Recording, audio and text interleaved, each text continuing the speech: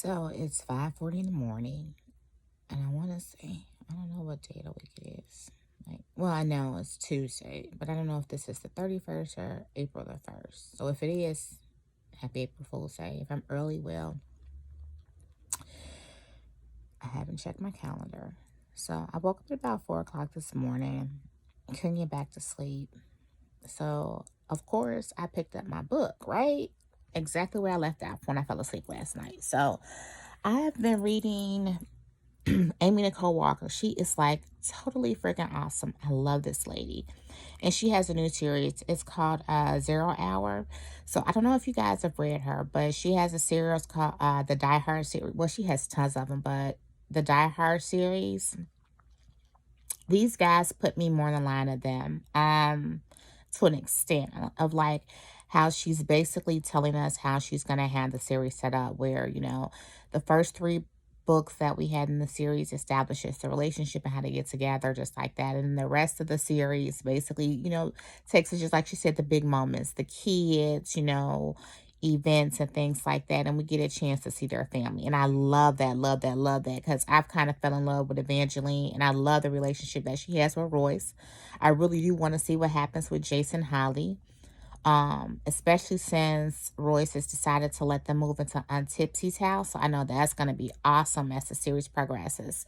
And if we're lucky, she may do a spinoff with just Jason Holly, like she did with the detective couple in the Die Hard series. I forgot his name. I can't think of it right now. But again, if you're a fan of hers, you guys know who I'm referring to.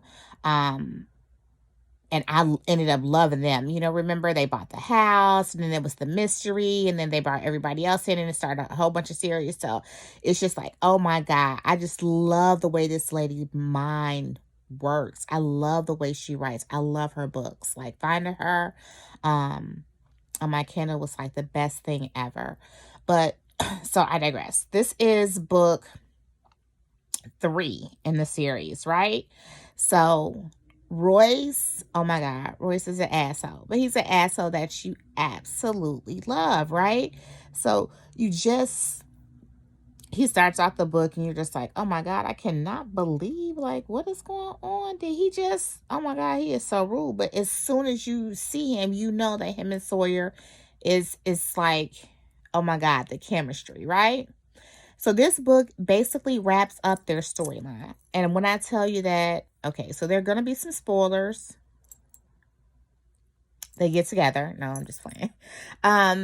But I love how they do this. Like, she never gives you just, how can I put this? She writes to draw you in, right?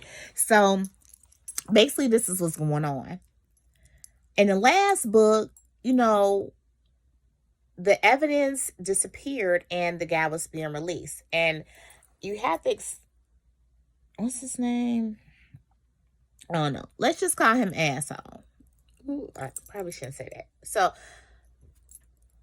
let's just call him the killer, because she wrote the character where you just could not like him at freaking all. Like, he's a sociopath. He's a narcissist. He was like one of those people that you see on ID Discovery, basically. So, he gets out. And in the process of him getting out, I'm thinking the book is going to go, she takes it totally somewhere different, right? Before I know anything, I done looked up. I knew somebody was going to get killed. I thought it was the wife. Actually, I'm going to be honest. I actually thought that the wife was actually the one behind everything, and she was just playing submissive. That's how I thought it was going to go. Because with Aimee, you never know how she's going to throw you for a loop, because she, like, writes characters, her women be crazy. Like, she had a psycho grandma that almost killed somebody in the Die Hard series. So, you never know with her, right? And then, as usual, she goes somewhere totally different. She kills off the lawyer, right? In the process of her killing off the lawyer, the chick who kills, well, I gave it away. The person who kills off the lawyer makes it seem like, oh boy, that she didn't just help release, who's, psychotic, did it, but they didn't do it the right way. So she basically she wrote it whereas somebody was setting him up to make it look like he did it. Right? So that's the first part. Then she takes you on the next spin, right? So they investigating this, and then, come to find out, she got her little roommate who found her messing around with a boy, Jonah, in the GB. That's Rigsby's, I think it's her nephew or something like that, the one with the scar. He's real smart. The way she wrote him, he handsy as hell, but he got the little scar on him, so that gives him that other, like, to just make you want to, I wonder what he's like, right? And his computer, Stella, y'all remember Stella. Stella was the one that was helping them get everything that they needed to get. So he done tricked off with him all weekend. And that's his alibi, right? But the way she writing it, she take you on the spin. So you like, did he do it? Did he not do it? And you still trying to figure that out. But in the process of that happening, she throw another loop in.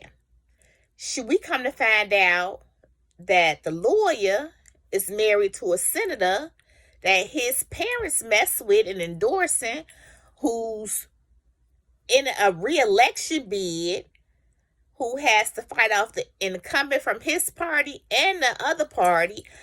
So she did do everything in there. We got ID discovery. We got the election up in there.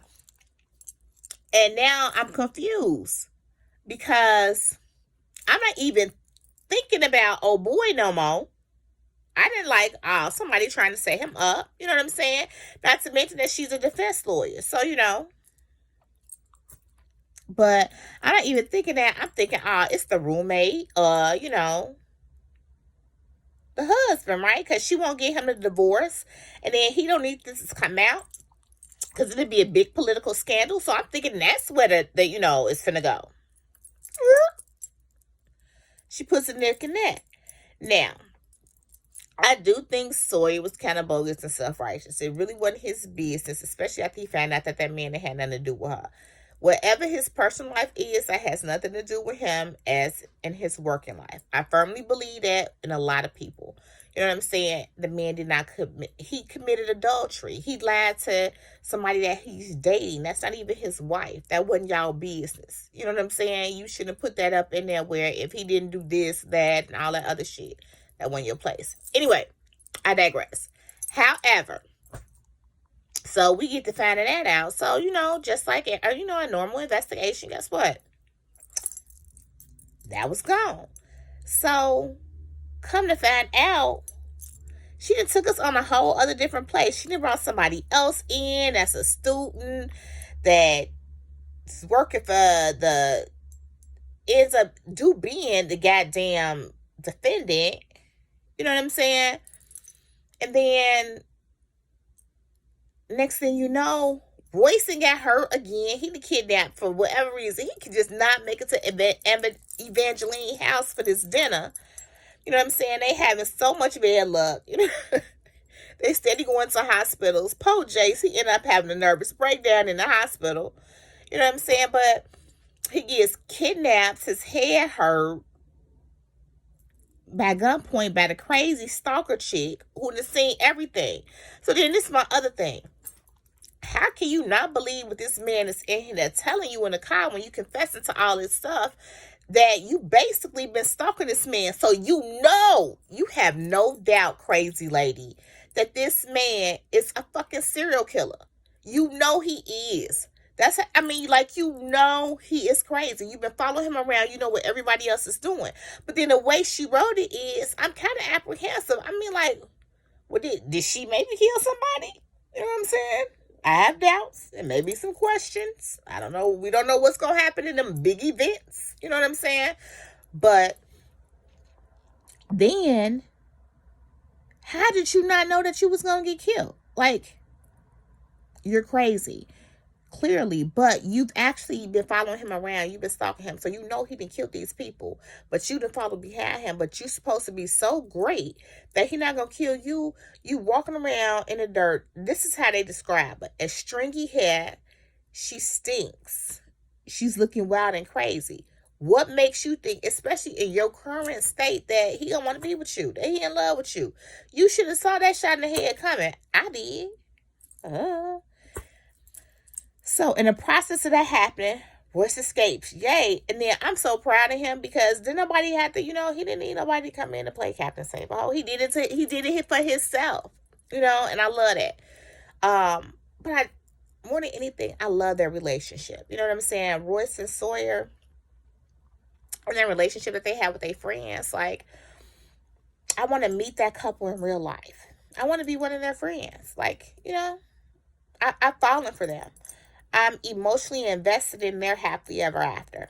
I want to know what this is happening.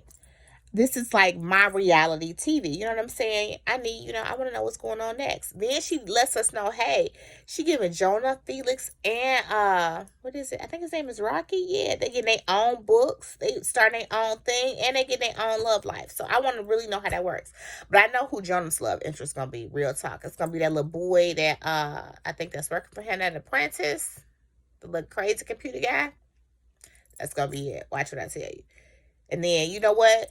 Just since I said that and she see this, she might switch it up on me. But I just love the way this lady mind works. So if you haven't read her, go out there and do it. Again, I apologize. You know what? I'm not going to even say I apologize. This is the way I talk. So if you're offended by profanity, you may not want to read any of my reviews. But the book is great. Like, she is so totally awesome.